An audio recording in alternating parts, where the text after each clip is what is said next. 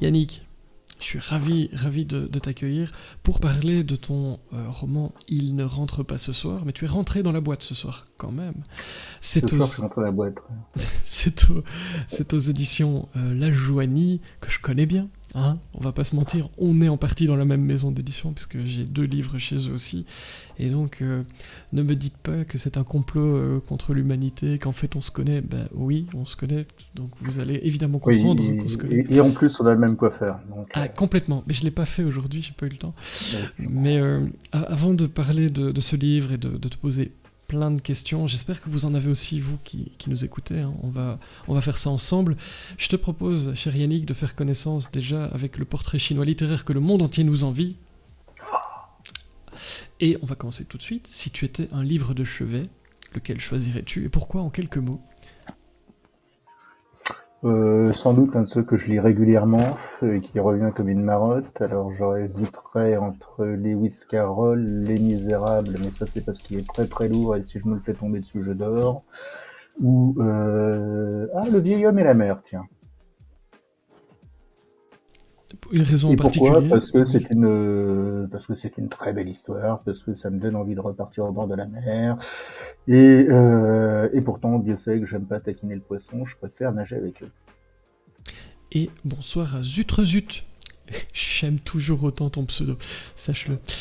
Si tu étais un format, entre tous les formats qui existent, Un format, oh, au hasard, on va dire rond. un format de livre, Ah, un format de livre. Bah oui. alors pas rond. Mais alors, entre nous, tu pourrais être un livre rond. Pourquoi pas? Oui, mais on va prendre un grand format parce que j'aime bien cet esprit où tu as quelque chose que tu peux placer après dans une bibliothèque, quelque chose avec lequel tu puisses caler un meuble, jeter sur un voisin et en même temps prendre un peu de plaisir quand tu tournes les pages. Et se chauffer en hiver, c'est très important. On va en avoir besoin. Si tu étais une maison d'édition. Une de celles qui me ferait rêver, allez, je vais te dire, Gallimard la Pléiade quand je serai mort, c'est-à-dire dans une 70 d'années. Pardon, comment vous dites déjà au Septantaine. KPI? Septantaine d'années. Mm, mm. On fait de la traduction simultanée. Si tu étais un rayon dans une librairie. Bon, assurément polar, quand même. Assurément polar. Je te dirais bien poésie, mais je pense que je serais pas vraiment sérieux. Quoique, ça peut être très sympa au demeurant. Comment tu décrirais polar pour les gens qui connaissent pas du tout? Parce que c'est une question qui revient souvent et je sais que tu es un grand expert de ça, donc on va en profiter. Mais Eh entre ben, écoute, polar, on va en roman noir, profiter. Alors, thriller, polar. c'est quoi un polar? Alors, polar, c'est bon, déjà c'est du roman noir, de manière, on va dire générique du terme. Après, on va voir qu'il y a plutôt deux, à mon sens, il y a deux grandes familles qui se dégagent du roman noir. Il y a le roman policier où on a une enquête, on doit accompagner l'auteur ou le personnage principal pour résoudre un fait, ou effectivement un thriller. Et là, on est plutôt dans le roman anglo-saxon à partir de 1920-1930 et tout ce qui s'est arrangé depuis maintenant presque un siècle sur comment maintenir une histoire sans vraiment d'enquête, mais juste maintenir du suspense et faire en sorte que le personnage principal comme le lecteur soit surpris à chaque page. Après, le polar, pour moi, ça prend, on va dire, un certain nombre de. Tu peux le voir sous plusieurs prismes. Ce que j'aime dans le polar, c'est qu'il est social, il est toujours d'actualité.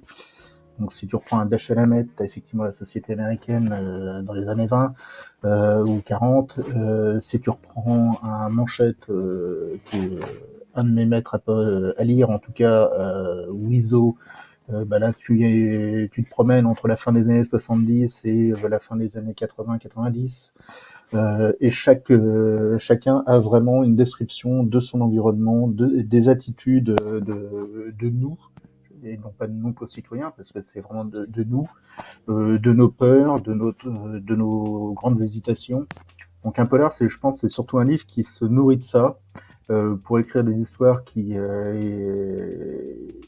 nous font réfléchir, qui nous font des fois un peu frissonner, sans doute, mais c'est surtout un éclairage de notre société à travers un prisme qui est sans filtre. Qui est sans filtre. On va évidemment revenir au cours de la soirée sur tout ça, parce que ton livre utilise un peu les choses dont tu viens de parler. J'en profite pour souhaiter bon travail à Émilie. On est de tout cœur avec toi, et Dieu sait qu'il y a du boulot. Ah, parce qu'Émilie repart travailler? Elle repart travailler et elle regardera le replay. Parce que oui, tout ce que vous voyez ce soir sera disponible en replay, mais peut-être plus tard. Parce que vu que je pars en vacances, je vais peut-être pas le faire pendant la nuit. Ou peut-être que si, surprise. Pour les rayons dans les librairies, Fredo 4 de Couve nous dit le rayon gamma. Ça ne battra jamais la réponse que William Sex Braham avait donnée. C'était un rayon de soleil. C'était tellement beau, c'était tellement poétique. Ah, oui. Alors, Veggie Lucas nous dit le titre de ton roman fait penser à une chanson. On va en parler. On va y revenir. Je la note celle-là. Si tu étais, va savoir pourquoi. Si tu étais un marque-page original, avec quoi marquerais-tu ta page? Une tranche de saucisson. Bon, je sais, c'est un peu gras, mais c'est vachement utile pour les petits creux la nuit. T'as des petits creux la nuit, quoi. C'est bien. Si tu étais un personnage, homme ou femme, peu importe. Oh, écoute, j'aurais adoré être Jean Valjean. Pourquoi, en quelques mots? Des vies multiples et une capacité de résilience à toute épreuve. Et le fait de savoir s'effacer pour autrui. Putain, c'est vachement beau ce que je dis, j'ai l'impression d'avoir bouffé du miel. Alors, on va clipper ce que tu viens de dire tellement c'est beau. Et alors, dans cette ambiance nocturne, il manque tu vois, un peu de fumée derrière toi, un spot, et on est tip-top dans l'ambiance jazzy. Si tu étais un temps de conjugaison, lequel prendrais-tu? Oh, le passé simple, parce qu'il faut jamais compliquer. T'écris pas au passé simple pourtant. Hein. Non. Et j'y viens. On va reparler. Alors ça, c'est, je sais, une de tes grandes passions. Si tu étais une musique, la bande-son, ça peut être de ta vie, ou d'un livre, ou de ce que tu veux. Une musique, une bande-son, tu prendrais quoi?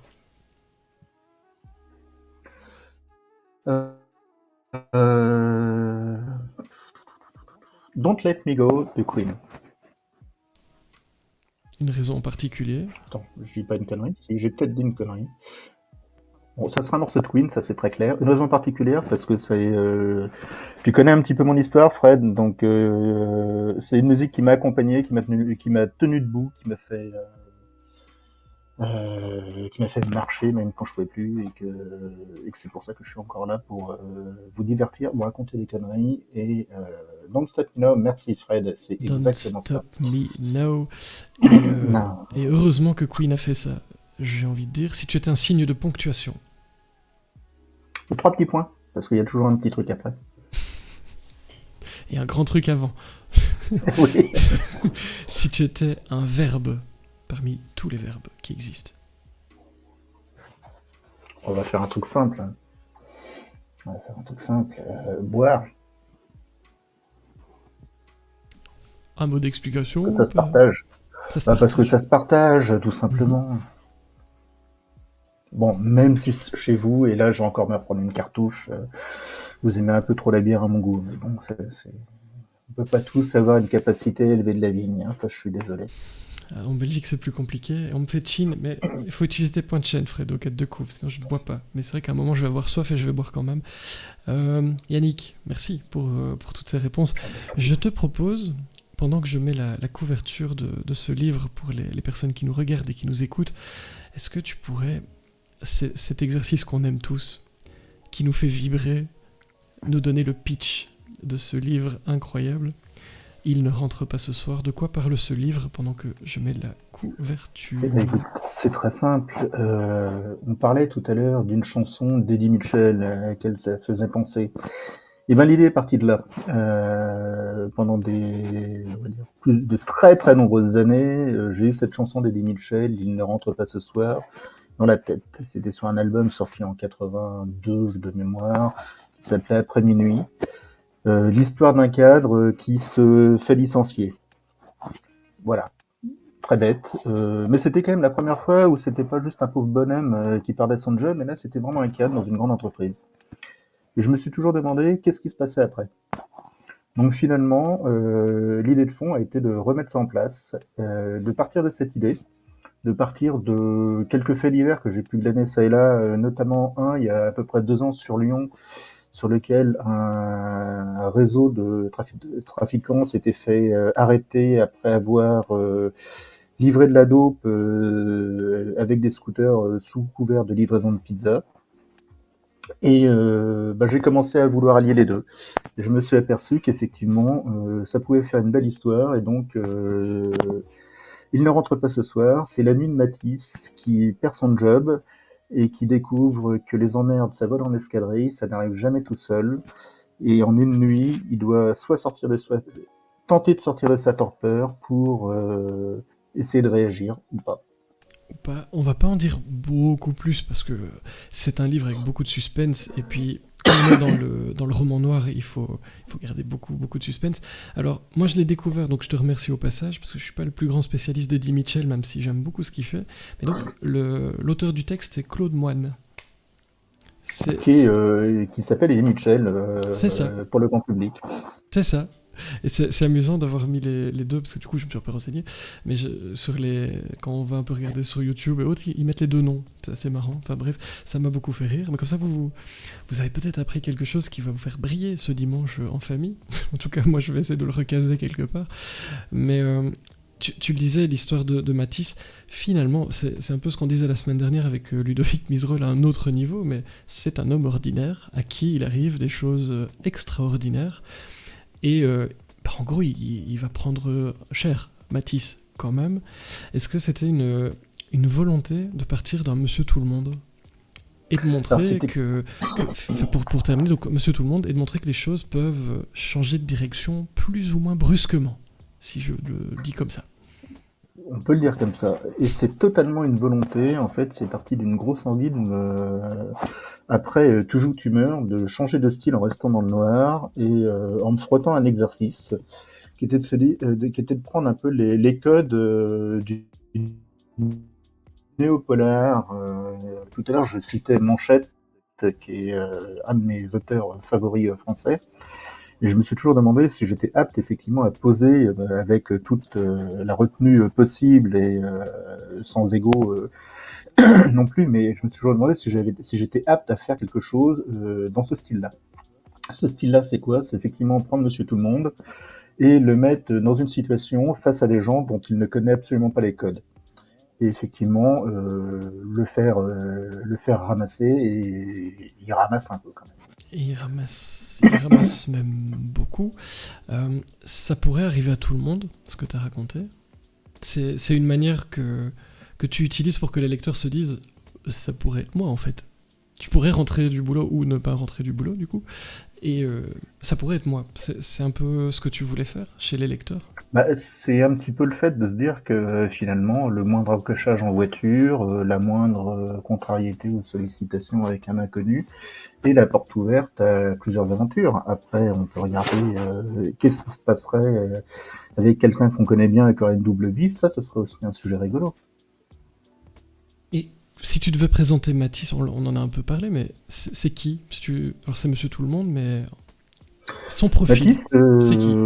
Si je le profile, on va dire que c'est un garçon qui a entre 40 et 45. Il a réussi sa vie, enfin, il pensait avoir réussi sa vie professionnellement. Il a mangé 2-3 chapeaux, mais il a gravi les échelons de sa boîte. Il a fait quelques sacrifices, mais a vécu tout à fait correctement. Et un jour, il se retrouve, c'est comme beaucoup, sur une liste pour une compression personnelle. Et sans trop savoir pourquoi, il fait partie des gens qui coûtent sans doute trop cher. Et effectivement, on le débarque manu militari, comme ça peut se faire dans de multiples entreprises, quel que soit ce qu'on a pu offrir, donner, prouver, ramener comme contrat, comme on va dire recette sonnante et trébuchante. Et à un moment donné, quand il y a plus efficace pour moins cher, on peut tout à fait passer à la moulinette. Et c'est exactement ce qui lui arrive. Et Matisse, effectivement, est un homme qui a refait sa vie et qui ne sait pas, après, présenter ça à sa douce épouse. Et Kiko nous dit j'adore cette couverture. Alors ça c'est quelque chose qu'on entend très très souvent aux éditions La Joanie. On va rendre à Caroline ce qui appartient à Caroline. Donc, Caroline Lenné qui imagine et crée toutes les couvertures chez cet éditeur.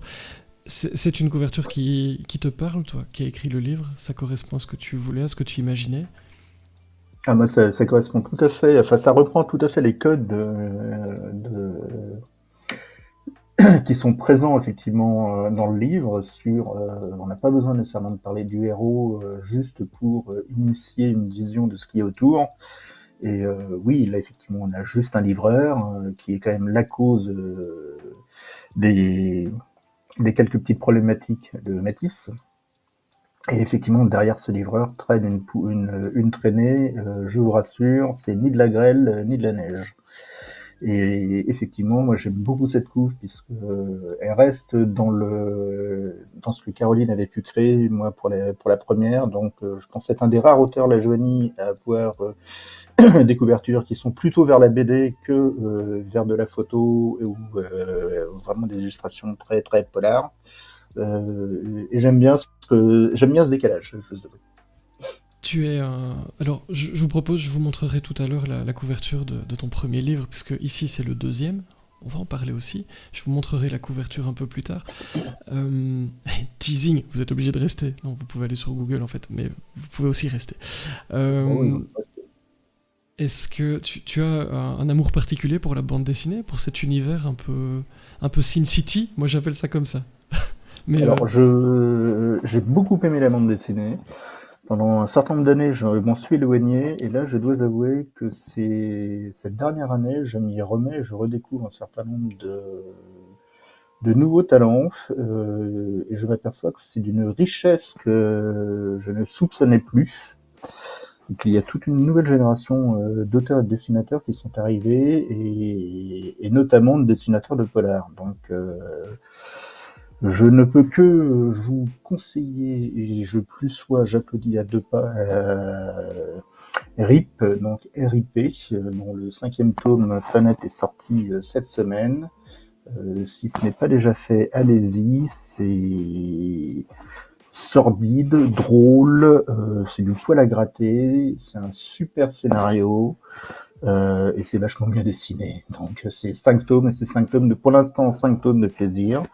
Le 6e arrive, je ne sais pas quand, mais une seule histoire vue par chaque personnage, et on découvre à chaque fois un petit bout supplémentaire de l'histoire, et franchement, ça vaut vraiment le détour. Donc ouais, la BD, j'aime bien, ça me touche assez, et ça me touche de plus en plus. Et alors, juste parce que ça va te faire rire, Oli Aliboite nous dit c'est pour toucher à la SACEM les deux noms de Eddie Mitchell. Pourquoi pas. Attraction Duty nous dit cette maison d'édition fait de belles couvertures. Ben, ça fera plaisir à Caroline. J'imagine qu'elle entendra ça tôt ou tard. Et donc, ça lui fera plaisir. C'est vrai que c'est toujours un univers très très particulier. L'humour est important pour toi, tu dis, avec la bande dessinée, le poil à gratter, tout ça. C'est quelque chose que tu utilises dans tes livres? Tu aimes bien l'humour un peu pince sans rire, un peu cynique? Ça te parle, ça? J'ose espérer qu'il y a toujours une petite poêle de cynisme dans mes romans. Il n'en faut pas. Enfin, je sais pas être un auteur drôle. Ça me demandera un effort sans doute bien trop important. Mais en revanche, oui, on doit pouvoir avoir quelques petites phrases, quelques petites choses un peu qui fassent réagir. On ne doit pas rentrer dans le pathos, on doit avoir du rythme, mais on peut aussi essayer de faire un minima sourire les gens, même dans le malheur des autres. Même dans le malheur des autres.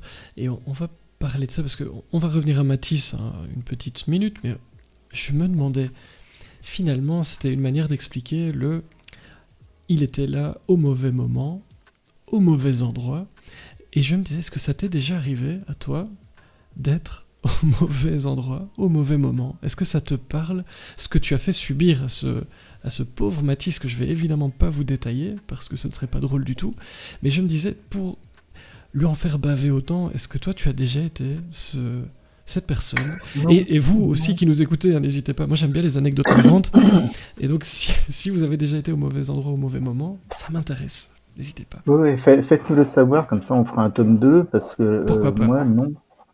C'est vrai. Jamais, jamais. Non, non, non, je pense, j'ai eu des choses particulières dans ma vie pro, choses un petit peu de temps en temps qui font sursauter, mais jamais de choses où t'es au mauvais moment, avec les mauvaises personnes. Et Des fois, c'est, t'es au mauvais moment, mais t'es avec les bonnes personnes, donc ça se passe bien à la fin. Quoi. et c'est quelque chose que tu as observé ailleurs et qui t'a inspiré ce départ de livre, parce que c'est le tout début, hein, ça. Bon, Matisse n'est pas au Oui, bon oui. endroit. C'est le voir ailleurs qui t'a inspiré? C'est, on va dire, c'est une histoire c'est peut-être une culture de cinéma du temps des films de Giovanni, comment il s'appelait ce réalisateur, un mec qui tournait aussi pas mal avec Delon quand ils avaient refait Trois hommes à abattre, excellente adaptation de Manchette par exemple.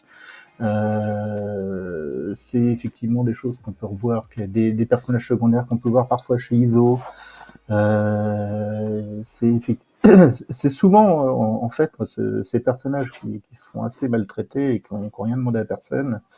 Moi, ce que j'apprécie, c'est qu'effectivement, ils n'ont rien demandé à personne. Donc, nous, on est complètement libre de leur inventer une vie, un mode de réaction, de savoir s'ils doivent être complètement passifs, si au contraire ils doivent se révolter. En fait, c'est un vrai champ de liberté de prendre ce type de personnage.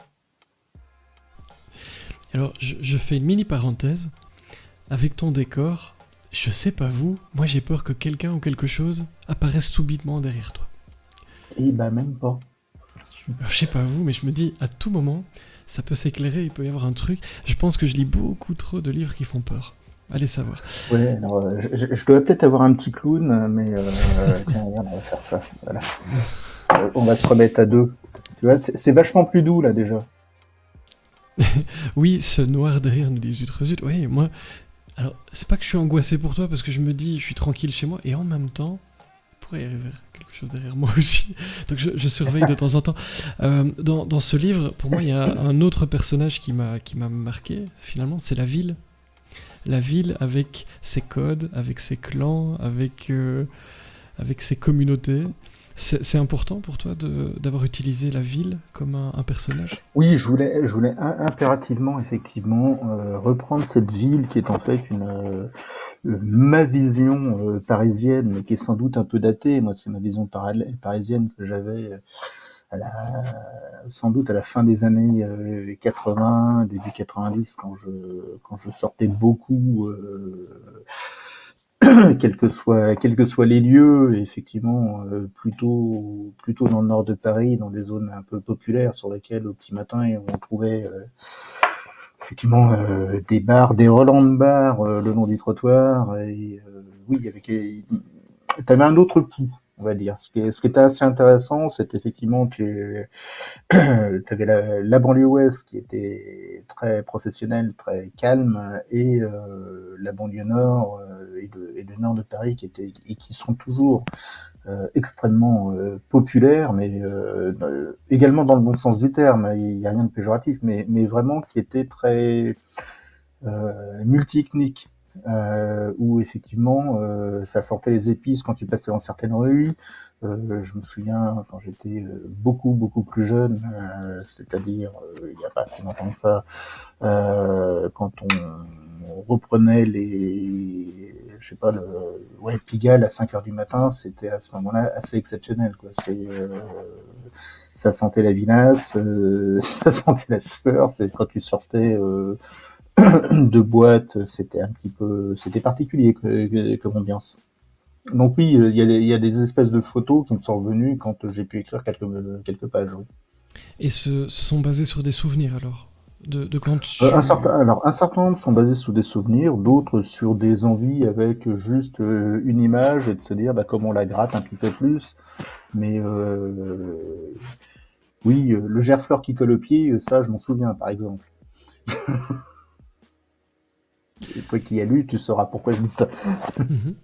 Et oui, je veux pas le dire comme ça, vous découvrez. Il y a une part de nostalgie ou pas spécialement? Tu te dis juste que c'était un décor intéressant pour ce que tu Non, voulais c'était un faire. décor intéressant parce qu'effectivement, je voulais une ambiance très jazzy Et quand tu fais une ambiance jazzy, finalement, tu as 3-4 manières de le faire. Soit tu bascules dans les années 40-50.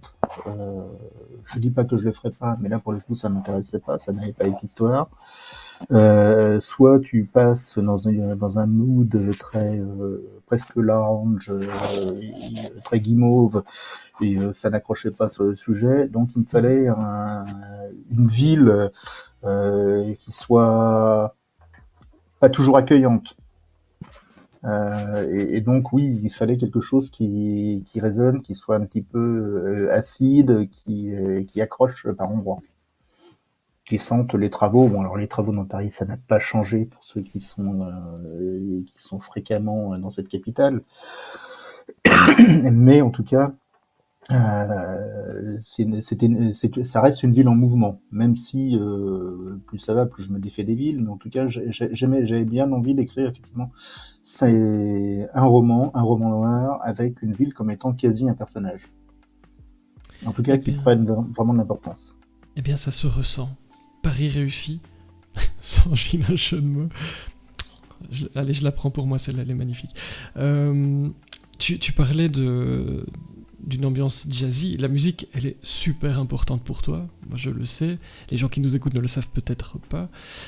Est-ce que tu peux décrire ton amour pour la musique, les genres que tu aimes, et la question qui vient derrière et qui est assez bateau, mais intéressante, je crois, parce qu'il y a un tempo très particulier dans ton livre et dans tes livres. Tu écris en musique ou pas? Est-ce que tu peux nous dévoiler ton univers musical? Parce que je pense qu'il est très important pour toi, en l'occurrence. Alors, il est important. Oui, j'écris souvent en musique. En tout cas, j'aime bien avoir un filet de son derrière moi. Euh, Très bizarrement, ce filet de son n'a rien à voir avec ce que je peux écrire dans mes romans. C'est souvent des Pink Floyd. Oui, c'est très souvent, parce qu'en plus, on va dire une CD-tech assez remplie, enfin une discothèque très remplie. Donc oui, il y a vraiment de quoi faire.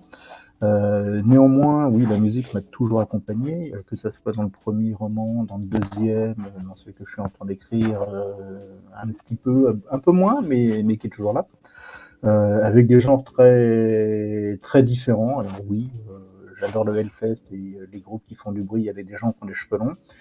Ça, j'ai pas de souci, je l'avoue humblement.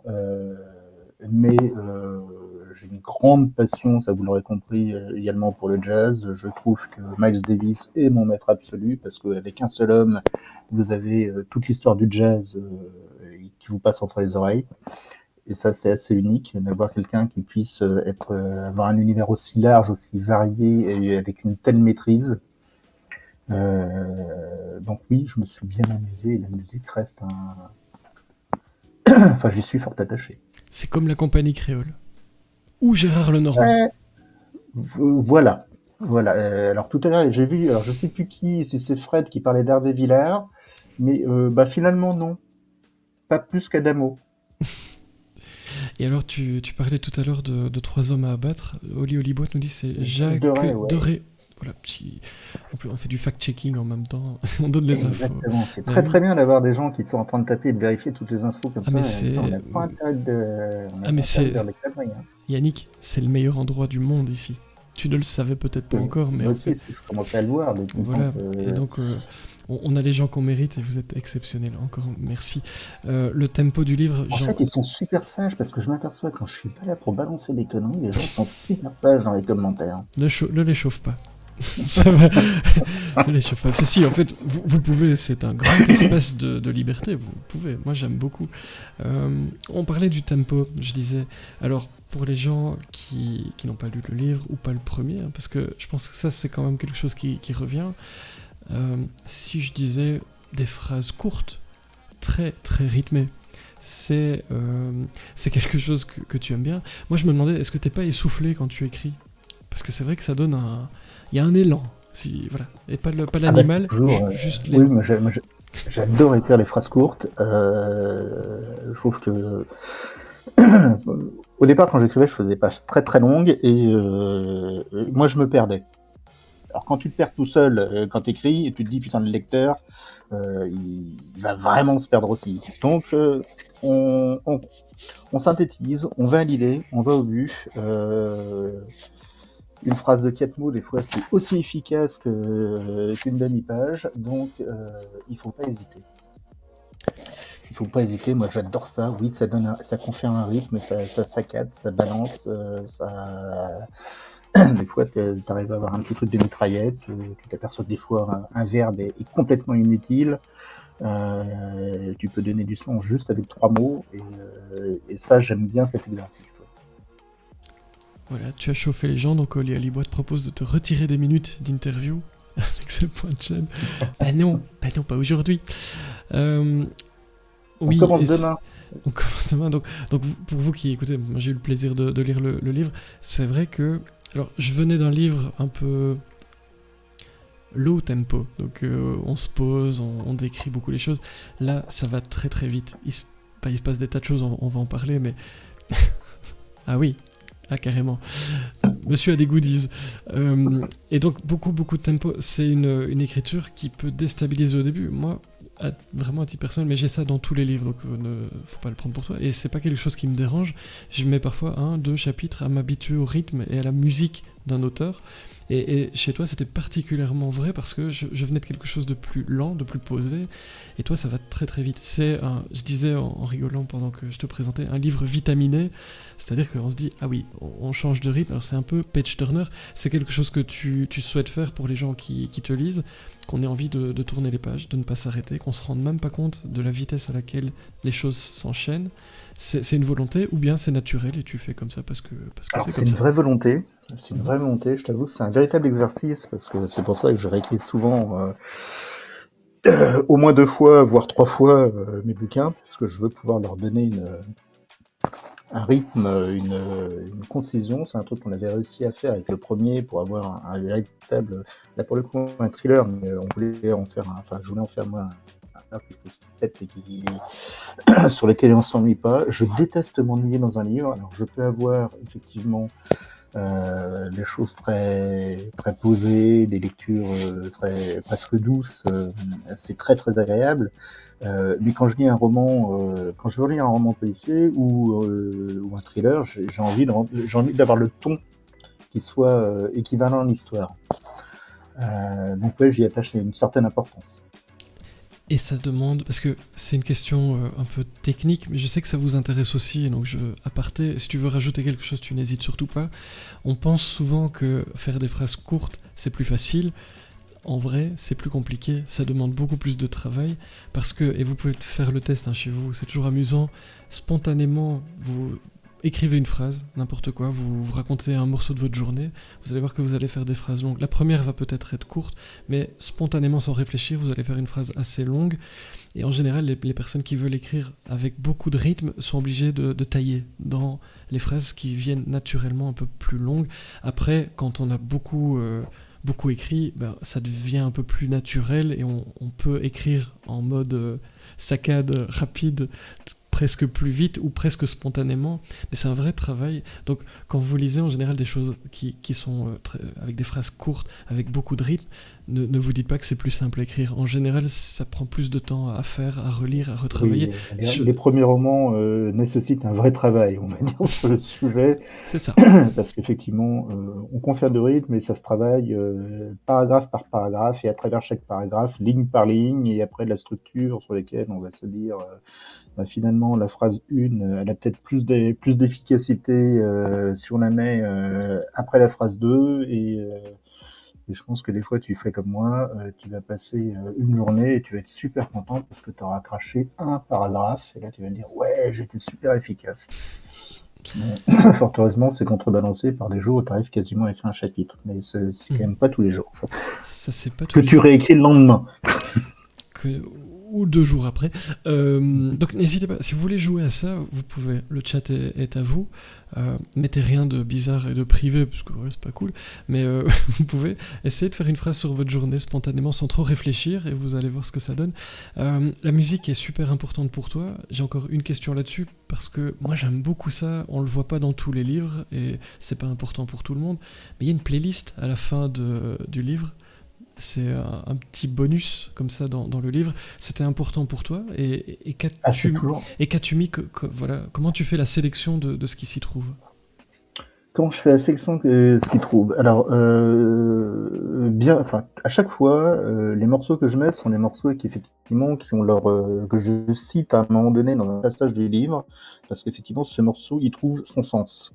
Il vient effectivement englober l'action, soit parce que à un moment donné, ça va être une chanson ou un rythme de chanson qui va conférer une atmosphère qui va être un petit peu différente, si tant est que le lecteur allume, j'allais dire son poste à radio, ou en tout cas remettre sa playlist sur son téléphone aujourd'hui, et se le passe en même temps. Soit c'est effectivement un morceau qui va venir se fondre dans l'action de par son rythme, tout simplement. Donc moi, ça a toujours été important, effectivement, d'avoir...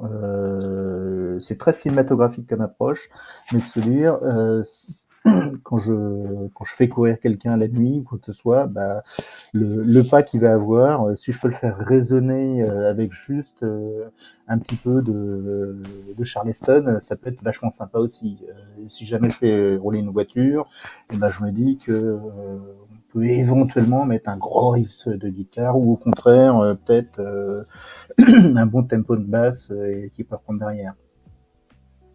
Donc on va essayer effectivement de faire... je vais toujours faire coller mes morceaux à une petite musique et pour le ne rentre pas ce soir, effectivement il fallait quelque chose qui soit très jazzy.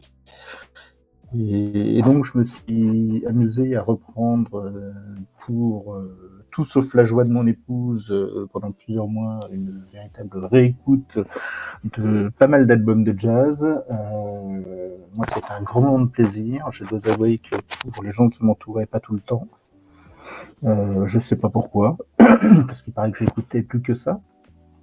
Mais en tout cas, ça m'a permis de choisir chacun des morceaux de manière assez précise. Et alors, et pouvoir effectivement faire une playlist et de l'offrir, entre guillemets, et de la proposer au lecteur qui puisse vraiment s'immerger dans cette atmosphère.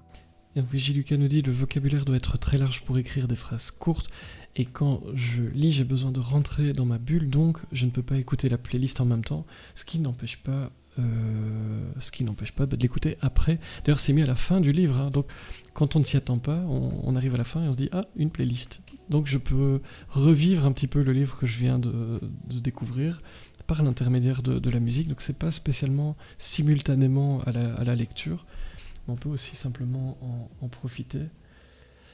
J'ai encore plein de questions, on va s'amuser. Hein. On me demande... oui, parce que sincèrement, vous continuez sur Messenger et autres à m'envoyer des questions. Mettez-les dans le chat, coquinou. On me demande, parce que c'est vrai que c'est une question qui revient souvent avec les livres de la Joanie, changement de genre, c'est quoi un roman policier mais pas que? On parlait des genres tout à l'heure. Mais... On va parler des genres. C'est sans doute un roman noir assez ouvert. Parce qu'effectivement, ça reste une maison sur laquelle on a du vieil inspecteur par-dessus. Là, je pense par exemple à Jean-François Pré, jusqu'à effectivement des choses un peu punk, si je reprends ce qu'avait fait Jess Kahn il y a quelques temps. En fait, c'est très très varié. C'est juste la possibilité d'offrir une vision du noir francophone. Je suis vachement sympa, je dis francophone, comme ça j'englobe également les gens du nord de la Meuse. Et ça devient quand même... on offre, on va dire, plusieurs angles, plusieurs manières de traiter le roman noir. Alors moi, effectivement, j'aurais tendance à plutôt mettre roman noir, mais pas que. Parce que des fois, tu as du noir, du très noir, du psychologique, du thriller... du bon vieux polar qui tâche. Non, c'est très très varié. D'où le mais pas que. En fait, je m'appuie surtout sur le pas que. Alors, message de l'oreillette, info technique. Chaque fois que ta main touche le micro, tu as un gage. Parce qu'on perd... Ouais, lui. Mais non, t'inquiète. Mais c'est parce que ça frotte un peu. Moi, je trouve que ça va aller.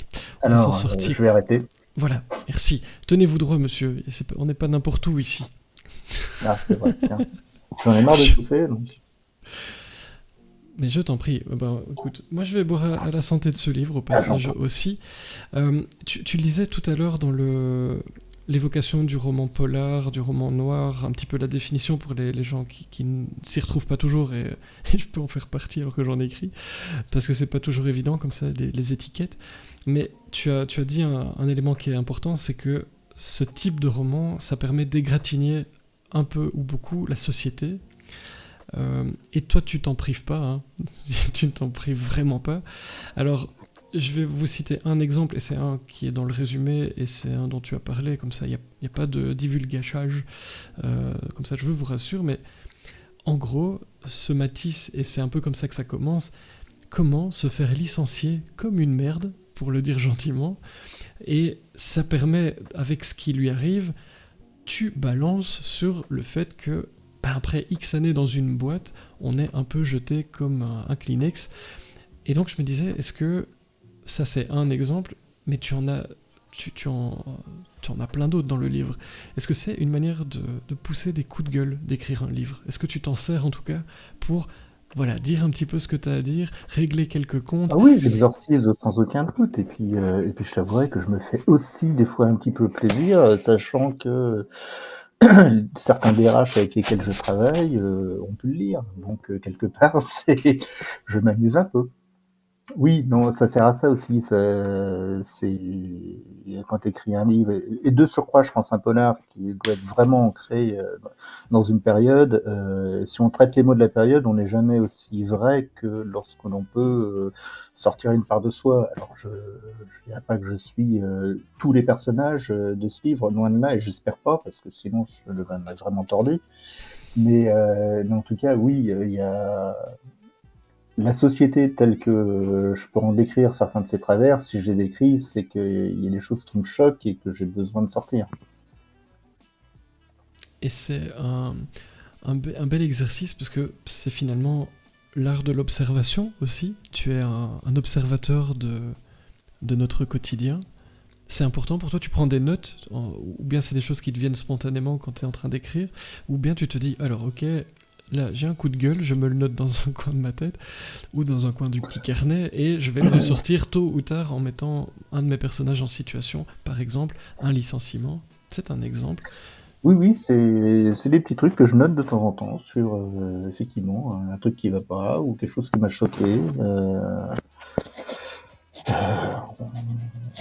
Je pense que je suis un peu plus choquable en plus qu'avant, donc en tout cas, j'ai tendance à outre-réagir ou à surréagir et de plus avoir envie de juste laisser passer les choses. Et quand je suis pas d'accord, mais maintenant je le dis de manière, et puis bon, je suis arrivé on va dire, à un degré de maturité où on sait qu'on peut en payer le prix, et donc on connaît le prix de ses, je vais pas dire de ses conneries, mais de ses libertés de ton. Et ça, c'est pas un souci. Il faut juste le faire après dans le respect certaines fois des gens. Mais oui, c'est quelque chose que lorsque j'ai un truc qui me plaît pas, que je vais glaner, que je vais mettre soit dans un coin de ma tête, soit oui, j'ai plein de petits carnets qui traînent de droite et de gauche, sur lesquels je vais avoir deux, trois idées qui vont être griffonnées et qui vont juste le but, c'est de me rappeler ce qui m'a amené à cet état, soit d'énervement, soit d'être choqué sur le sujet, oui. Qu'est-ce qui t'énerve en 2022 ? Ce qui m'énervait en 2021, la fainéantise. Quoique non, c'est vachement bien la fainéantise, c'est pas vrai. Le mensonge m'énerve. Le fait de prendre des gens que pour des cons m'énerve considérablement. En fait, je suis très très énervable assez facilement, donc plus ça va, j'essaie de me dédouaner, de m'éloigner de ce genre de choses, mais étant revenu dans le monde professionnel, je m'aperçois que ouais, il faut que je prenne beaucoup de recul sur moi. Et on va essayer de faire du yoga, mais c'est pas facile.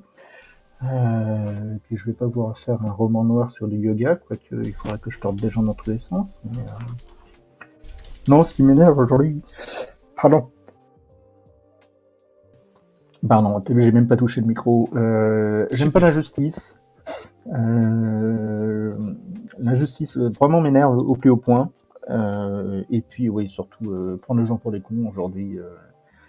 Tout ce qui fait qu'on se rend pas la vie plus facile, en règle générale, sachant qu'elle est super courte, et quelque chose qui m'offre une possibilité de pouvoir la gratter. Voilà, on va dire ça comme ça. Et qu'est-ce que tu aimes en 2022?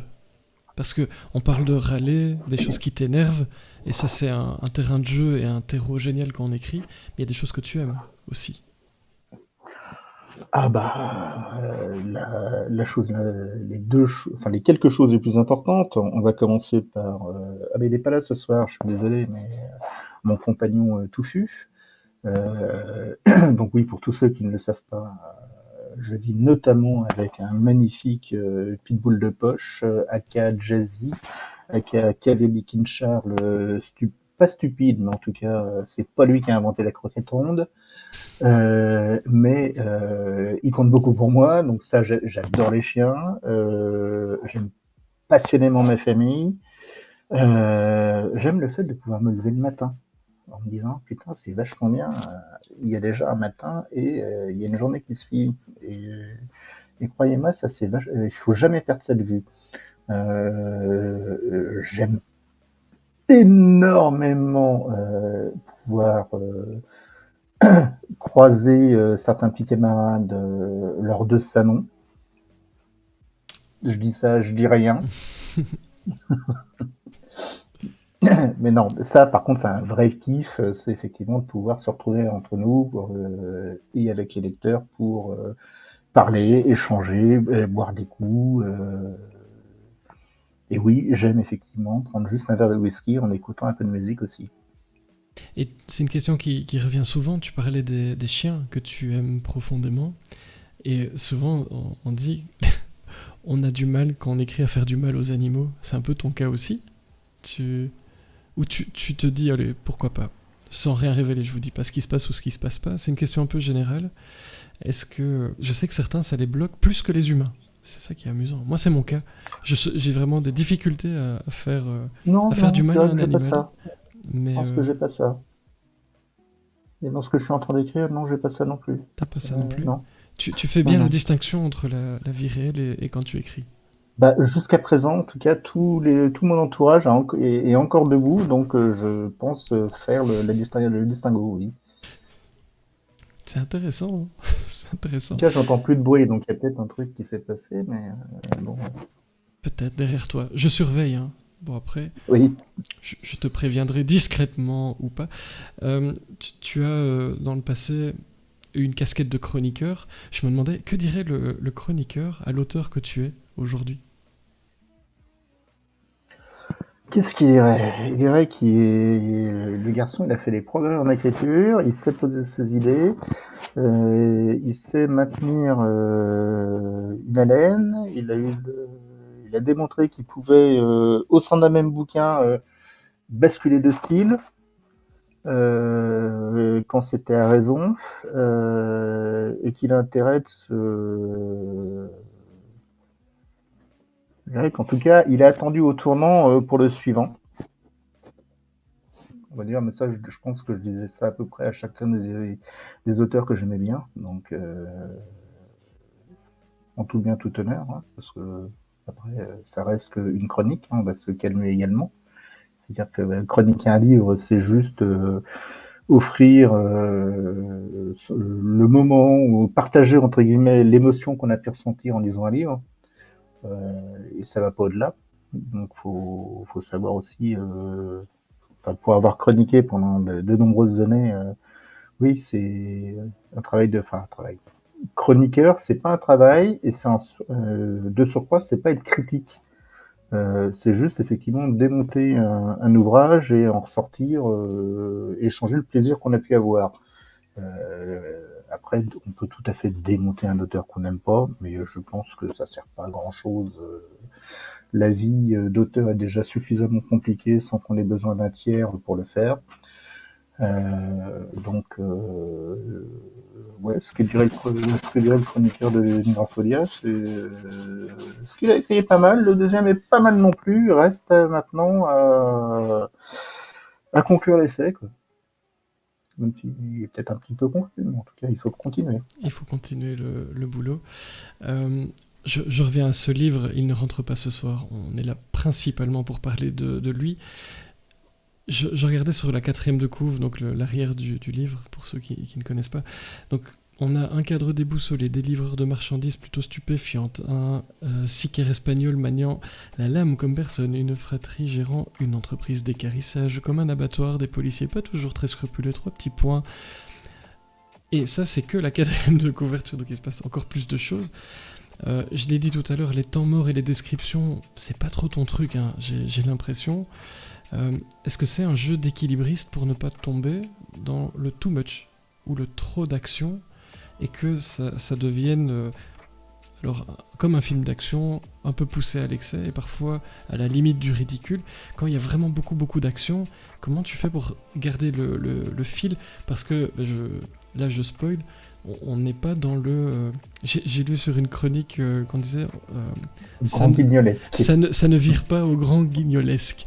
Donc c'est très très vrai, mais quand on lit la quatrième, on se dit waouh, et il manque un panda avec un chapeau.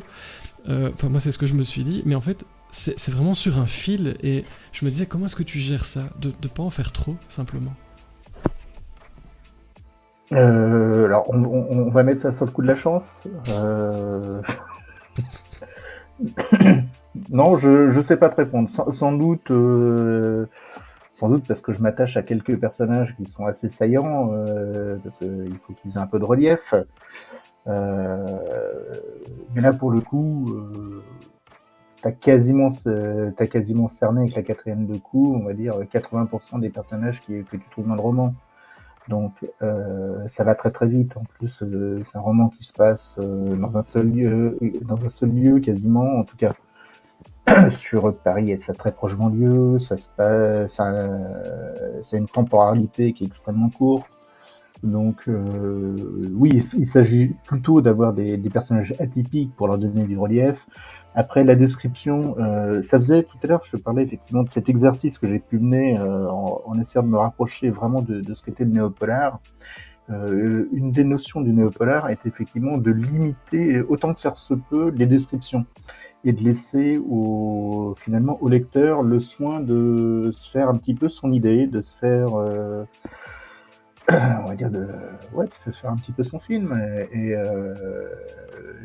nous on pose l'histoire, on pose les personnages, les faits saignants, et puis charge au lecteur aussi de faire son boulot, quoi, et qu'il fasse travailler son imagination. Et donc beaucoup d'action, ça veut dire écriture cinématographique. Tu aimerais que cette histoire devienne un film dans ce Moi, j'adorerais avoir des trucs qui soient... Moi, je bave quand je vois Skiernorek, Skiertillier... Enfin, je ne cite que les deux derniers, mais il y en a toujours un certain nombre. Mais avoir une adaptation... oui, bien sûr. Quel auteur ne fantasmerait pas pour voir porter une de ces histoires sur un écran? Eh ben, Après, la vraie question, c'est connais. qui est-ce qu'on mettrait sur la... Ouais, t'en connais? Oui. Parce que, la plupart du temps, la raison est toujours la même, c'est que une adaptation, c'est jamais un copier-coller du livre, et c'est rarement confié à la même personne, ou rarement. Alors, et donc les personnes qui écrivent ces romans-là ont peur de perdre ce qu'ils ont voulu faire, sincèrement, et de se retrouver avec un film qui est assez éloigné de leurs intentions. Et c'est la raison qui revient le plus. Après, on est d'accord ou pas, mais c'est vrai que c'est la raison qui revient le plus. C'est très clair. Tu sais comme moi que lorsqu'on a signé le bon à tirer de notre bouquin, le jour où il part effectivement avec notre signature en bas de la page, il est plus à nous. Quand je dis qu'il est plus à nous, chaque lecteur en fait sa sauce, le lit l'imagine à son gré. Donc il n'y a pas de raison après qu'une adaptation, toi t'écris une histoire, si les gens veulent la détourner. Enfin moi en tout cas je suis plutôt à l'aise sur le sujet, quoi. Moi aussi, très franchement. Donc si les producteurs nous écoutent, On est à Allez-y, viendez. l'aise. Viendez, on est à l'aise. Euh, Dans ce livre, il y a quelque chose qui a retenu mon attention fortement.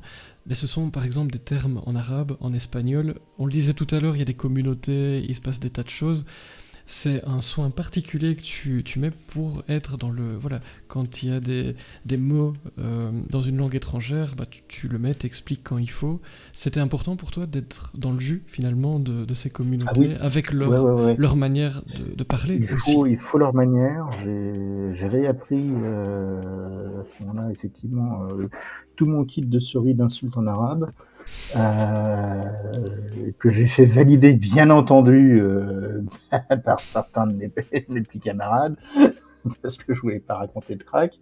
Et puis, tout comme, effectivement, mon espagnol étant très proche du kit de survie barcelonais, donc oui, il a fallu que je me rapproche un peu ouais, de ma fille. Mais c'est pas du tout une langue que tu parles d'habituellement. Pas couramment, C'est non. parce que pour le besoin du livre, tu as été chercher les mots qui étaient nécessaires pour... voilà. Oui, alors j'avais commencé mes propres traductions et puis on m'a gentiment réaidé pour me dire non, non, ça, on va plutôt le mettre comme ça fait plus de sens, on est plus proche de la vérité.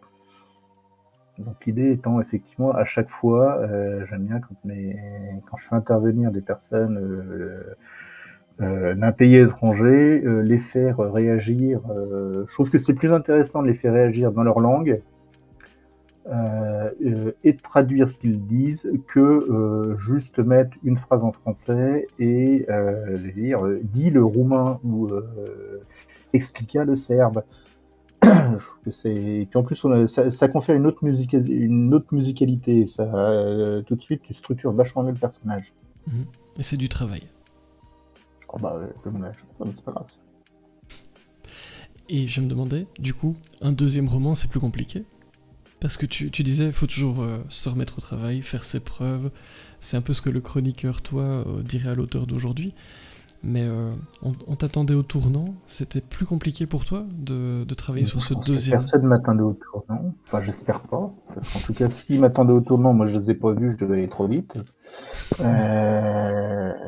Non. Je dirais que le troisième est plus compliqué que le deuxième. Le deuxième est né assez rapidement parce que j'avais, on va dire, on va appeler ça une chance d'y consacrer un peu de temps en full time.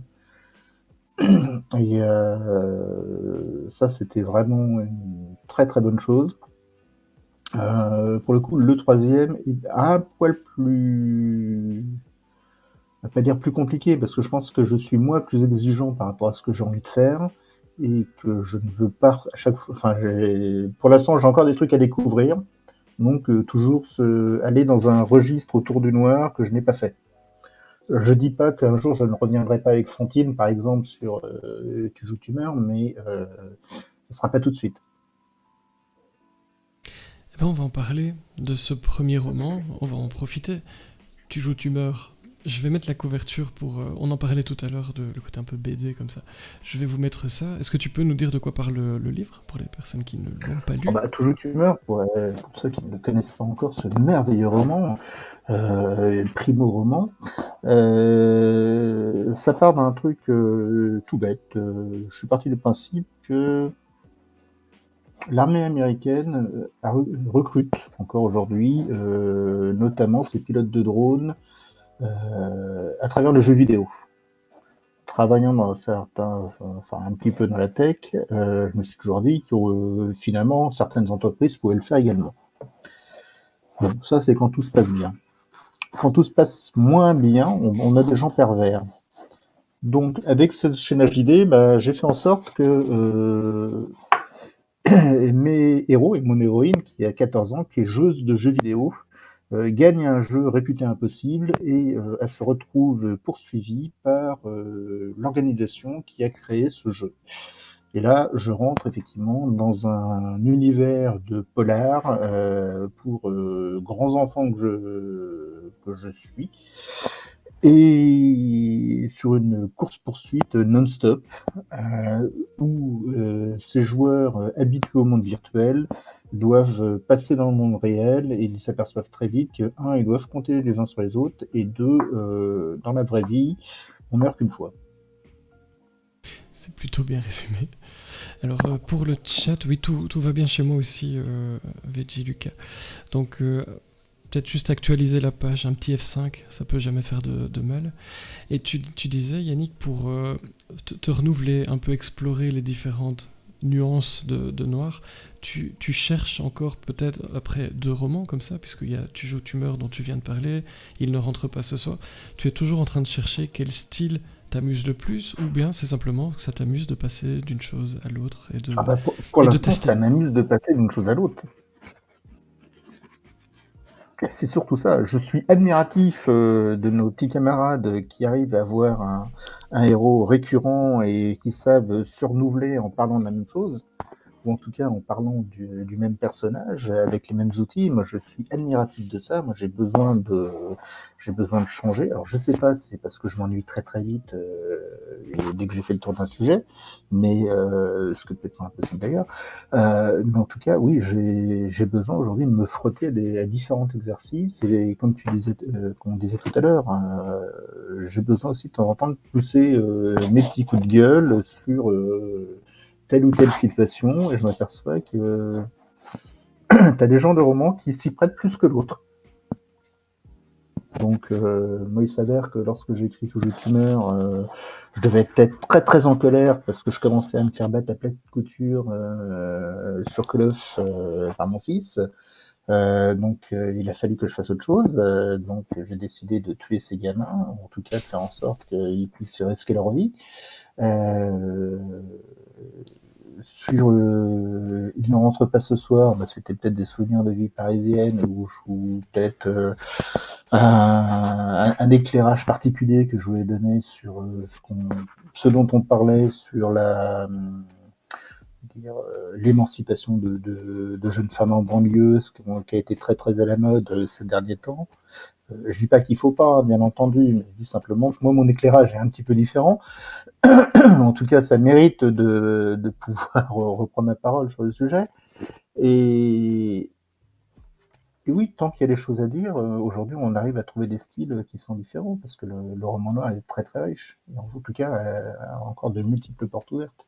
Et tu n'as pas peur que les gens qui ont aimé un de tes livres soient déstabilisés parce que tu es passé sur un peu autre chose, même si c'est dans la même famille? Je l'espère qu'ils soient déstabilisés. J'espère surtout qu'à chaque fois, ils reviendront pour trouver autre chose. Moi, c'est ce dont j'ai envie, c'est qu'effectivement, c'est qu'un auteur me surprenne et que je continue à pouvoir le découvrir. J'étais un énorme fan de Gian, Philippe Gian. Il n'empêche que depuis 10 ans, je n'ai que cette impression qu'il se répète tant dans les thématiques que dans le style. Et ça, c'est dommage, parce que c'est un mec qui est bourré de talent. Et encore une fois, hein, la vie est super courte, donc il faut sans arrêt se rechallenger, et puis avouons-le, c'est une manière de se mettre en danger qui est quand même très très sereine et très décontractée. Donc c'est pas comme si je me mettais à écrire ce dont tu parlais tout à l'heure, du western horrifique. Par exemple, pour livre et sédition. Pourquoi pas, mais appel à texte, et donc je crois que c'est la remise, c'est pour décembre de tête, on ira vérifier, mais oui, je t'imagine bien essayer ce genre de choses. Moi qui te connais un peu, alors ça surprendrait probablement les gens, mais finalement pourquoi pas. Et on nous dit dans le chat, hein, Valérie nous dit sans cesse se renouveler, exit la routine. Oui. C'est comme dans Tu joues, tu meurs, il n'y a qu'une vie, alors pourquoi se priver? Je vais remettre la couverture de Il ne rentre pas ce soir parce que je peux pas m'en empêcher. Tu parlais des salons tout à l'heure qui font un bien fou quand on se rencontre. Dans tes remerciements, j'adore les remerciements. Vous qui connaissez bien cette chaîne, vous savez que j'adore lire les remerciements dans les livres. Je les lis jamais avant. Je sais pas vous si vous faites ça, mais c'est horrible parce que parfois ça vous spoil des trucs, donc faut surtout pas. Mais je dis toujours à la fin, mais j'aime bien ça. Et pendant que je pose cette question-là, ben, n'hésitez pas si vous avez des questions. On arrive tout doucement à la fin. Comme ça, vous préparez psychologiquement au terrible au revoir qui s'apprête à approcher tout doucement.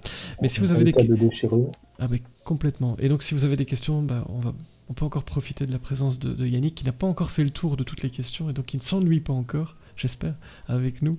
Donc n'hésitez pas. Si vous avez des questions, c'est le moment, c'est l'instant. Dans ces remerciements, tu dis merci aux auteurs du noir d'être vous. Et là, je me disais, qui sont-elles, qui sont-ils? Comment tu définirais ce milieu? Parce que les gens aiment bien les coulisses aussi, un petit peu, mais comment tu le perçois, toi, qui était lecteur, chroniqueur, puis qui passe auteur comment, qu'y a-t-il derrière cette phrase « Merci aux auteurs du noir d'être vous »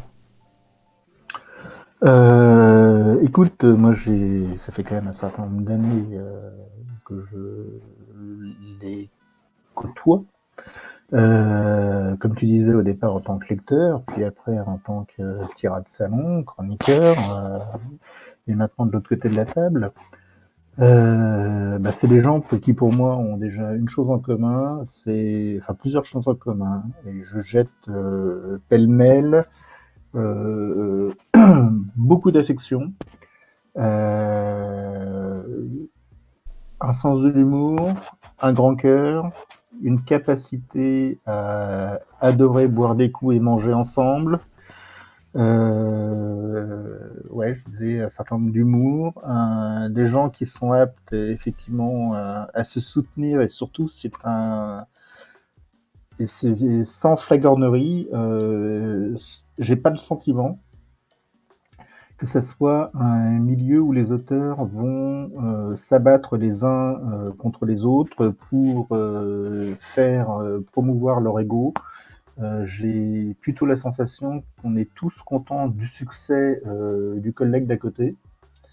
Et ce que j'apprécie énormément, oui, c'est qu'on est vraiment, enfin, c'est comme ça que moi je l'ai vu, et en tout cas perçu, c'est oui, chacun est vraiment content du succès de l'autre. Et ça, c'est quand même vraiment assez extraordinaire dans un petit milieu. C'est pas si souvent que ça arrive. Et c'est un petit milieu, effectivement. Je vais aussi profiter de ta présence, puisque tu lis quand même beaucoup. Est-ce que tu as un conseil de lecture pour les gens qui nous écoutent? Comme ça, le conseil pour la route, le petit conseil pour la route. Le conseil pour la route, ouais, comme je vous disais tout à l'heure, allez regarder du côté de la BD, allez regarder RIP. Franchement, scénario noir extrême, très très bien foutu. L'humour poil à gratter, juste, enfin, comme il faut. C'est presque un livre un peu sale, c'est un peu trash. Les personnages sont taillés comme il faut. Ça vaut vraiment très largement plein de romans que j'ai pu lire ces derniers temps. Bien au-delà d'ailleurs pour certains. Pour le reste, vu que je suis en période d'écriture, je vais pas vous vendre ma sauce sur ce qui est vachement à lire ces dernières semaines, puisque quand j'écris, je ne lis quasiment pas. Pourquoi tu peux en dire un Parce mot? que C'est intéressant.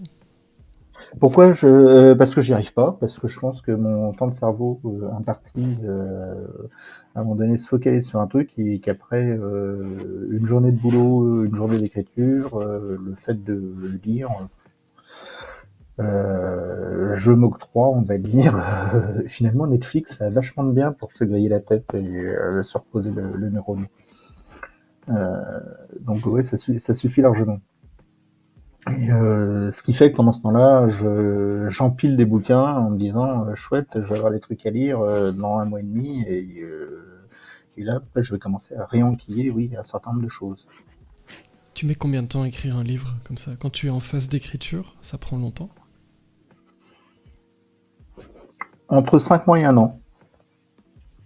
Je peux pas te dire mieux. Non, c'est une fourchette. Il manque le couteau, Oui. mais c'est... Et One Lab Read demande avez-vous des livres de la rentrée littéraire? Si oui, lesquels vous retenez? Alors, je n'en ai retenu qu'un. Parce que c'est quelqu'un que j'apprécie énormément, que j'aime sa capacité à raconter ses histoires, parce que c'est un véritable conteur à mes yeux. Au-delà du fait que ce soit un homme charmant, qui est le dernier Yann Manouk. Le chant d'Aigouche, non, je vais écorcher le mot.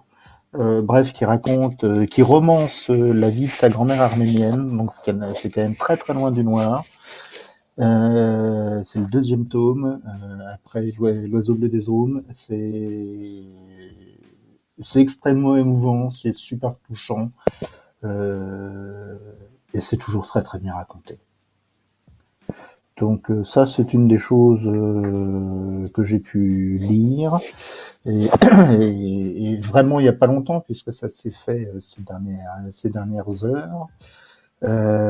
Après, je dois avouer que j'ai quand même un ou deux trucs qui me titillent, mais je ne suis pas encore allé chercher ça. J'ai envie de revenir un petit peu sur le polar italien. Je sais pas si vous l'avez lu, mais en tout cas, moi, j'ai L'illusion du mal de Pulixi qui me fait beaucoup d'œil actuellement. Euh, bon, j'aime bien le polar italien. Je trouve que il y a des choses un peu sympas. Ça sent un peu on va dire, pas la vérité, mais souvent on n'en est pas si loin que ça. Donc c'est toujours agréable.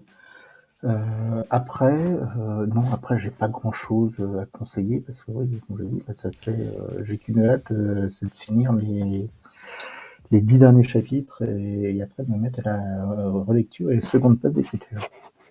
Et sans transition, c'était ma dernière question avant de te laisser le mot de la fin.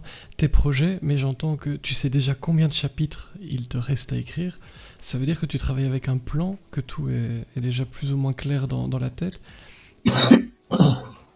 Alors oui, j'ai adopté, en tout cas, c'est quelque chose que j'avais déjà pratiqué pour Il ne rentre pas ce soir en partie, et je l'ai poussé un peu plus loin avec un peu une méthode qui est la méthode de René Manzer, pour ne pas le citer, enfin pour surtout le citer. Euh, et j'ai commencé à regarder comment il travaillait pour avoir discuté avec lui, et effectivement, la structure, pour ce que je suis en train de créer, était un petit peu nécessaire. Pour ne pas me perdre, là, pour le coup, encore une fois, tu vois, je change, donc sans rien spolier, mais en tout cas, je travaille avec plus de personnages sur une période qui est plus longue. Là, j'étais sur une nuit, donc là, je suis sur quelque chose de beaucoup plus large.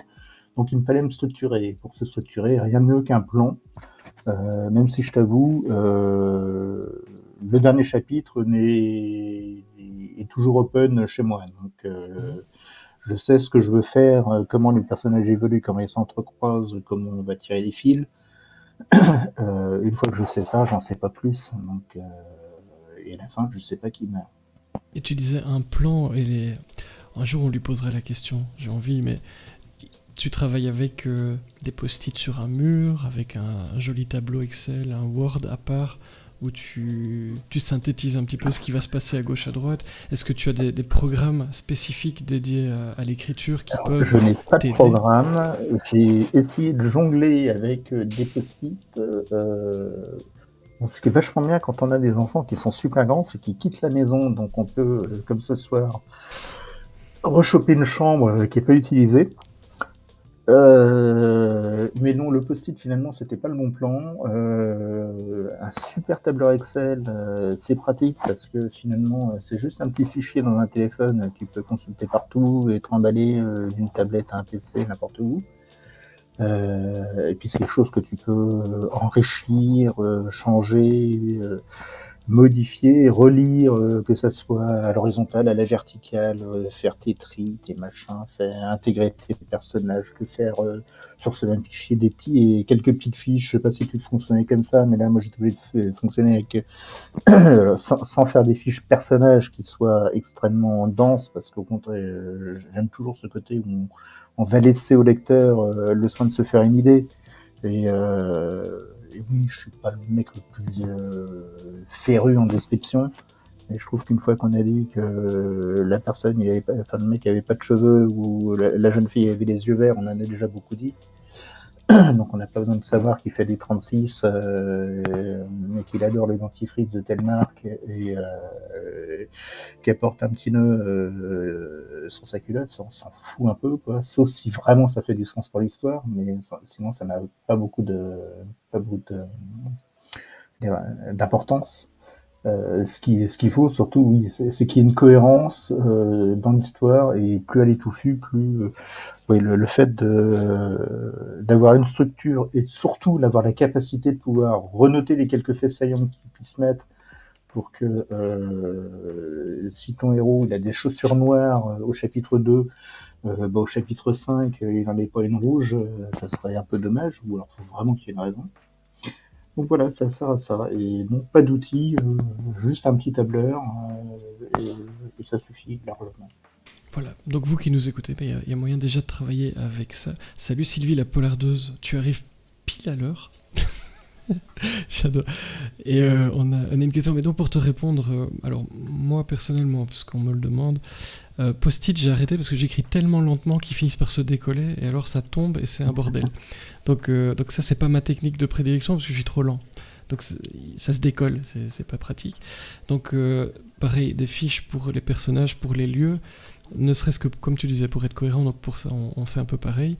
Depuis peu j'essaye le mapping, alors je dirais que c'est pas mal et qu'en même temps ça me prend tellement de temps que parfois je décroche, et le problème c'est que si on est pas très très très rigoureux et que par exemple on se dit allez j'écris 3 chapitres et je mets pas mon mapping à jour, eh ben après on a quelques petits soucis. Mapping, pour vous expliquer en 2 mots parce que c'est intéressant, ce sont des cartes mentales de toutes les interactions qu'il y a entre les gens et les scènes que vous faites. Donc, si tel personnage est le cousin d'un autre personnage, vous faites une flèche et vous dites celui-là, c'est le cousin de celui-là. Et c'est un dessin, donc avec des ronds, avec des carrés, avec plein de choses. Je vous ferai ça une fois en direct ici, d'ailleurs, on va s'amuser. C'est très très bien, le mind map, ça marche vraiment bien. Ça marche très très bien, je pense que des gens comme Franck Tilly utilisent ça très très bien. Même dans le boulot, ça marche très très bien pour relier une idée à une autre, regarder comment ça tout se comporte. Enfin, moi, c'est quelque chose que j'ai beaucoup utilisé. Donc, si ça vous intéresse, à mon avis, je ferai un live un jour pour vous montrer, parce que c'est plus parlant quand on le voit. Donc, je vais pas rentrer dans les détails, donc je vous montrerai un jour. Mais ça permet, en gros, de synthétiser quelque chose de manière visuelle, plutôt qu'un texte avec beaucoup beaucoup de descriptions en disant « elle a un nœud sur sa culotte et le dentifrice de telle marque ». Ben voilà, vous mettez vraiment un schéma qui relie les gens en disant les intentions des uns des autres par rapport aux autres. Tel personnage évolue dans tel lieu. Vous pouvez vous amuser à mettre des photos. Donc si vous avez un personnage en tête quand vous écrivez, vous pouvez mettre la photo d'un acteur ou de quelqu'un que vous croisez. Vous pouvez faire une photo de quelqu'un en lui demandant avant, c'est mieux. Mais dire ok, mon personnage, moi je le visualise comme ça. Et ça permet d'être cohérent sur la totalité du livre, en particulier quand on est très lent, comme moi. Donc c'est un outil qui est très très chouette, qui demande d'être très rigoureux parce que comme je dis, si après vous êtes emballé dans le livre et que vous vous mettez pas à jour, ça peut être un peu compliqué. Et alors, si votre histoire est très très compliquée, qu'il y a beaucoup de personnages, ça peut vite être la tapisserie de Bayeux dont on parlait avec Céline Guis sur cette chaîne il y a quelques semaines, et puis il faut pouvoir s'y retrouver. Mais c'est vrai que visuellement, c'est très très efficace. Je vous montrerai un jour, si ça vous intéresse. OneLab Read te demande surtout, connaissez-vous déjà la fin de votre roman, ou est-ce qu'elle vient en cours d'écriture ? Alors j'ai une petite idée au départ de la fin, comment j'aimerais que ça atterrisse, puisque je me dirige entre guillemets vers cette fin. Il n'empêche qu'effectivement, assez régulièrement, je mets ma structure à l'épreuve, donc je peux ramasser, supprimer 3 chapitres en me disant ça n'a aucun intérêt, on va encore une fois privilégier le rythme, l'histoire, plutôt qu'étendre le temps et faire du papier. Enfin, pour moi, il n'y a pas toujours d'intérêt. Je préfère un bon roman de 250 pages non, j'allais me fâcher avec un auteur quasi suisse qui écrit beaucoup de pages et qui, pour moi, on peut en supprimer la moitié sans enlever quoi que ce soit. Je peux jouer. Allez, non. Un prénom qui commence par J. Ah, D'accord. c'est pas impossible. Vous pouvez jouer dans le chat. Vous Allez, pouvez jouer dans le chat. un auteur suisse dont on peut retirer des pages. Oui, on a un Il JD. reste... Bien joué. Ouais. C'est un grand jeu concours. Et donc, Non, mais donc oui. Pour revenir, pardon, à la question de One Man Reed, euh, j'ai une idée de ce que j'aimerais qu'elle soit à la fin. Après, elle est toujours open. Parce que je suis pas à l'abri d'avoir finalement de m'attacher à un personnage un petit peu plus que de raison. ah, ils sont Et des très fois, très ma forts. phrase change. Celle d'Il ne rentre pas ce soir a évolué. Voilà. T'as vu? J'en dis pas plus. Enfin, il faut pas en dire plus. Et alors, vous êtes sur la bonne voie hein, dans le chat. Vous êtes vraiment sur Angel. Ah, c'est pas Ah mal. oui, elle nous aide. Hein. 2 points. Jody. Un auteur qui a créé sa propre maison d'édition. C'est plus fréquent que ce qu'on ne croit. Hein. Oli Oli Oui, oui. Boîte. Les auteurs qui. Alors, en gros, ça, on pourrait en parler des heures. Je pense qu'on peut faire une after sur ça, mais on l'a déjà fait quand on a fait quand on a fait le test tous les deux. Mais des auteurs généralement qui sont déçus par le milieu du livre ou par la chaîne du livre ou par comment ça se passe, se disent que finalement on ferait bien ça nous-mêmes. Et donc c'est assez fréquent. Enfin, j'ai pas mal d'exemples en tête. On pourrait un jour faire une table ronde, ces auteurs qui ont créé leur propre maison, d'abord pour éditer leurs livres, et puis qui ont ajouté des wagons comme ça à leur locomotive, mais c'est plus fréquent que ce qu'on ne croit, j'ai l'impression. Alors tous les éditeurs ne sont pas des auteurs, hein, mais ne me faites pas dire ce que j'ai pas dit, mais il y en a quand même quelques-uns. Quelques-uns. Eh ben coucou tout le monde, il y en a qui nous rejoignent encore, tu vois. On va peut-être Bah faire oui. l'after finalement. On Euh, va faire ça. alors on a du Joby Joba. Ah, c'est pas mal. C'est pas mal. Sylvie la polardeuse. Elle est en mode musique. Ouais, ça y est, c'est Si, bon. Là. mais oui, oui. Sylvie, elle est au taquet. C'est pas la compagnie créole, mais on n'est pas loin. On n'est pas loin. Ouais, On n'est pas loin du tout. Oui, ça peut être une de mes questions aussi. Bon, on en parle un peu comme ça au passage, mais ton regard comme ça sur ce milieu au niveau de l'édition. Tu disais tantôt, c'est parfois l'occasion de pousser des coups de gueule ou des choses qu'on a aimées. Il y a les deux. Qu'est-ce qui retient ton attention dans ton incursion dans le monde des livres, finalement, du côté auteur? Qu'est-ce que tu retiens spontanément quand tu regardes un peu comment les choses se passent? Des choses positives ou qui le sont moins? chose positive ou négative, je te dis, je suis pas surpris. On va dire ça de manière neutre et dépassionnée. Le livre est un produit culturel. Et quand je dis cette phrase, j'ai à peu près tout dit. À ce titre, oui, c'est de la culture, mais oui, c'est un produit.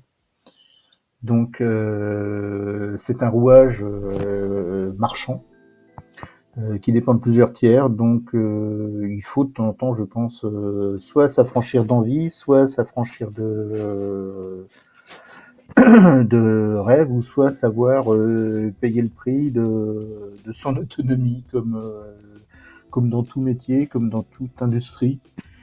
Euh, oui, c'est vraiment sans jugement de valeur aucun. C'est un milieu où moi, ce que je retiens, c'est ce que je disais tout à l'heure, c'est que c'est un milieu où en tout cas les auteurs se tiennent les coudes, vont pas ou à très petit nombre se tirer dans les pattes. Côté éditeur, je suis pas certain que ce soit toujours la même chanson. Sans que ça soit une rivalité, et c'est tout à fait entendable, il y a une implication, une responsabilité financière, parce qu'effectivement sortir un livre, ça c'est toujours un pari.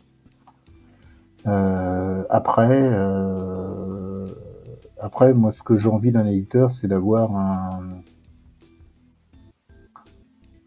un comportement de suivi et d'accompagnement des auteurs. Voilà, je pense que c'est une fois qu'on a ça, on doit être à peu près satisfait. Je dis ça en vendant quelques livres. Demain, j'ai le prix Renaudot, je vous parle différemment. C'est Ça me important semble. aussi, le contexte, toujours. Voilà. Non, mais c'est pour ça, je dis, Mhm. je pense qu'il faut toujours essayer de requalifier ça dans le contexte et sans, sans cracher dans la soupe, sans être. Il ne s'agit pas d'être. Comment dire, benêt ou innocent. Il s'agit juste d'être assez factuel et dépassionné. On fait notre job dans un ensemble. Si on le fait bien, il faut que les autres le fassent bien aussi. Mhm. Le distributeur, mais c'est le distributeur, c'est le libraire qui doit savoir également se comporter correctement, par exemple. Donc, oui, on fait partie d'un ensemble et finalement on s'aperçoit, et ça c'est peut-être un de mes. Je l'avais déjà, on va dire, je, je m'en étais déjà aperçu, mais là je le vis au quotidien. Oui, le monde du livre est une vraie chaîne, et une chaîne complète de valeur et d'échange. Et on demande On est que. dans le chat parallèle que vous ne voyez pas, à savoir mon Messenger. Arrêtez de faire vos questions là. Oh. Est-ce que tu en vis, me demande-t-on. Bien sûr, c'est pour ça que je travaille tous les jours à côté.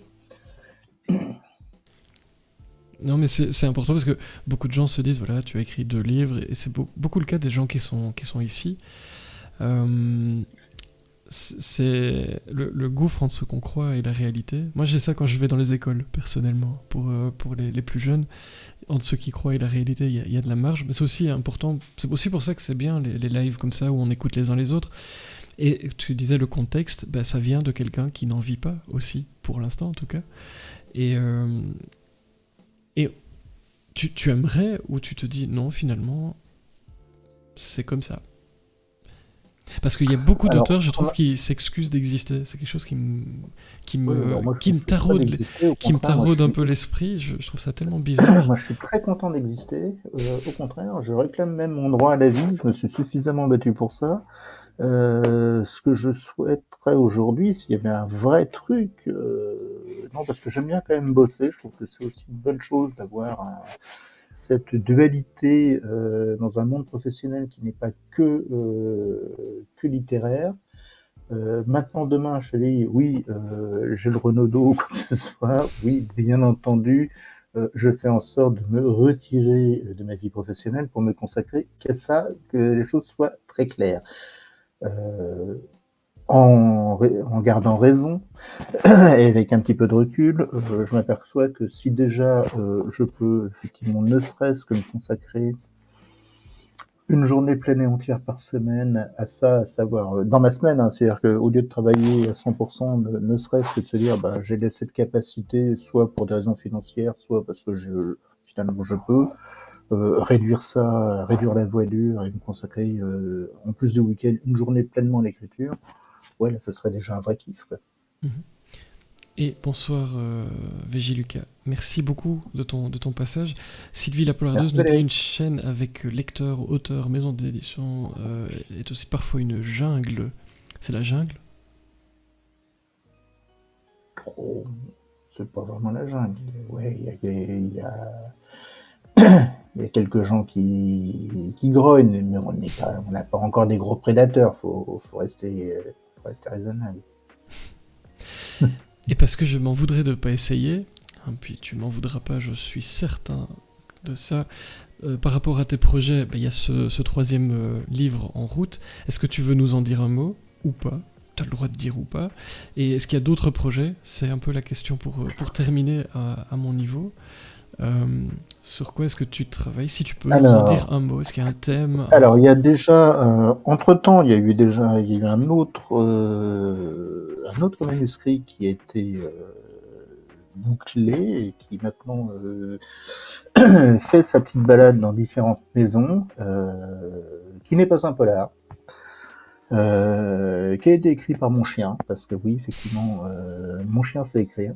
Donc ça c'était le véritable enseignement de l'année dernière, c'est que Jazzy T'as quand sait même dit écrire. tantôt qu'il avait pas inventé les croquettes rondes. Et c'est super Ouais, inquiétant. Mais non, mais.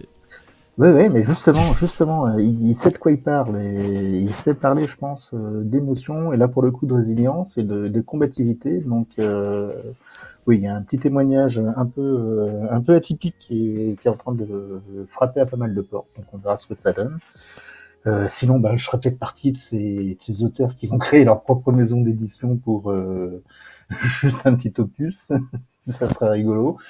Et puis, effectivement, un troisième roman noir, pour le coup, est plus qu'en gestation, parce que là, maintenant, il est en période de délivrance. Et là, juste pour en dire un petit mot, on va faire on va plonger dans le rural et dans le social. En France Et, ou au-delà? là, pour le coup, France, c'est dur. Mhm. J'ai toujours humain, on allait dans le monde entier. Mhm. Il ne rentre pas ce soir, on était sur Paris. Là, on va aller dans un coin que finalement peu de gens pratiquent parce que c'est pas l'endroit qui te donne envie de t'arrêter, qui est les tréfonds de la basse Normandie. Donc, en France, ça s'appelle l'Orne. Euh, et l'Orne l'hiver, c'est poisseux, froid et boueux. Voilà. Ça donne envie, hein, on dirait la Belgique au printemps. Non, plus maintenant. Réchauffement climatique, on a des moustiques tigres, monsieur. Et d'ailleurs, je, je suis très très fier de moi. Je me suis fait attaquer pendant ce live. Vous n'avez a priori pas vu grand chose, mais j'ai survécu. Et je suis assez d'accord, One Labrid. Moi aussi, je défends les chiens. Et T'as Jazzy, raison, ah, franchement, Jazzy Édition, moi je vote pour parce que ce chien, il est adorable. Sincèrement. Alors, on est toujours content de voir Yannick en salon, mais quand il vient avec Jazzy, c'est tout de suite encore autre chose. Où ce chien merveilleux vient nous dire bonjour, saute sur tout le monde. Bah, c'est parfait. Et non, oui, parce que Jazzy. mon chien a quand même une particularité, c'est que tout le monde est un copain. Ah oui, Les choses. ah oui, oui, oui. Et on lui rend bien, hein, parce que quel petit cœur entouré de poils. C'est vraiment tellement beau. Donc des projets et puis des livres. C'est beaucoup de bonnes choses qu'on te souhaite, en tout cas. Très jolie Lorne, nous dit Sylvie la polardeuse. Donc, à Oui, c'est mon joli avis, aussi. et puis Par endroit, c'est très très joli, hein. Vous avez il- les Alpes Mancelles, vous avez plein de balades à faire. il va se passer des tas de choses. Eh bien, écoutez, on passe une toute belle soirée avec toi. Je te remercie pour tout. Et je vais évidemment te laisser aller dormir ou travailler un petit peu, allez savoir. Mais je vais avant tout te laisser le mot de la fin pour refermer le couvercle de cette boîte que tu as eu la gentillesse de soulever. Que souhaites-tu nous dire pour conclure cet échange, mais qui était captivant, comme chaque jeudi? Certains auraient dit manger des pommes, moi je vous dirais lisez des livres. Non, finalement on s'aperçoit que le roman noir et le polar a encore de beaux jours devant lui et il est plus vivant que jamais, donc continue à le faire vivre, continue à échanger. Je ne manquerai pas de passer, comme je fais assez régulièrement, balancer deux, trois insanités aux copains qui se prêtent à cet exercice, qui, ma foi, est un exercice chaleureux et très agréable. Je te remercie.